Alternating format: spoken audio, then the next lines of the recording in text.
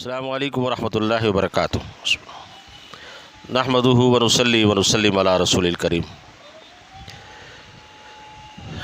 ایک حدیث پاک میں رسول اللہ صلی اللہ علیہ وسلم نے ارشاد فرمایا،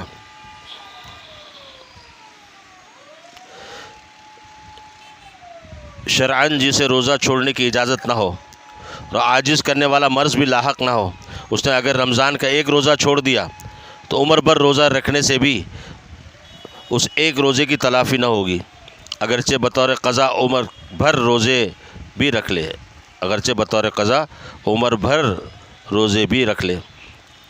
اللہ اکبر کبیرہ۔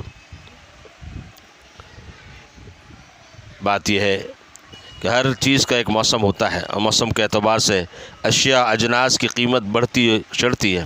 ماہ رمضان مبارک فرض روزوں کے لیے مخصوص کر دیا گیا ہے۔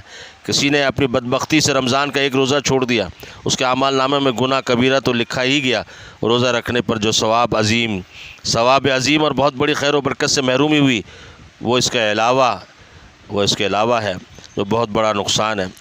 اس ایک روزے کے عوض اگر عمر بھر بھی روزے رکھے تب بھی وہ بات حاصل نہ ہوگی جو رمضان میں روزہ رکھنے سے حاصل ہوتی ہے۔ ہاں، ایک روزہ قضے کی نیت سے رکھ دینے سے مسئلہ کے اعتبار سے تو یہ کہہ دیں گے قضا رکھنے کی ذمہ داری سے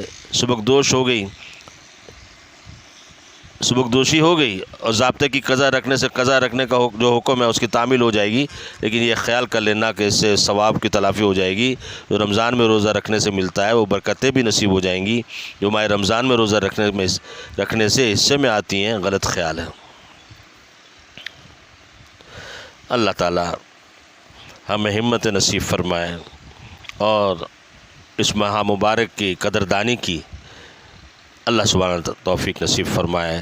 آمین آمین آمین۔ وآخر دعوانا ان الحمدللہ رب العالمین۔ والسلام علیکم ورحمۃ اللہ وبرکاتہ۔